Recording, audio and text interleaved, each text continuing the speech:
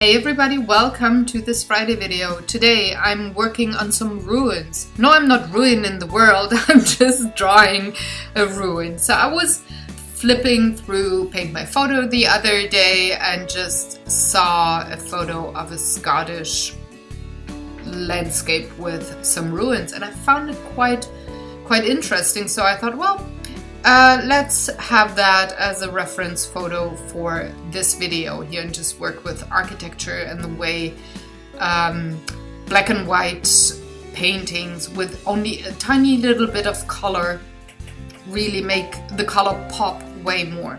So in the beginning I thought I would use way less color than I did in the end, but I really just wanted to focus on how to have light and shadow with a black ink, and just by determining how much water you add to it, you have light and shadow coming up. But I'm getting ahead of myself. I had sketched out my ruin landscape here and went all around my pencil lines with a permanent ink marker. The ink that I'm going to use to color in the stony parts of this painting is an ink that is supposed to be an Indian ink and not re-liquefy once you go over it when it's dry, but it does. For whatever reason, it behaves way more like a watercolor than it does work like a permanent ink.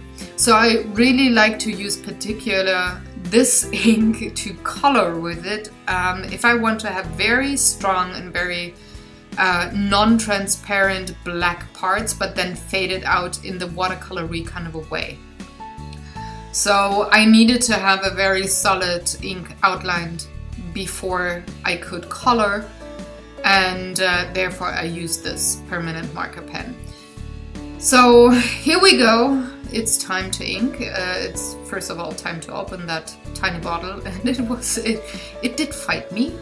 But I won. I had it open, and with water I'm going in and liquefying the ink, or just draining it out to the other side of whatever piece of paper I'm coloring there. So I'm going in with solid black, and then I'm just adding water, and that gives a gradient way to transparent parts of that ink. Some are just really opaque black ink and others are grayish, as you can see, which I like a lot because it makes shading so much easier when it comes to architecture.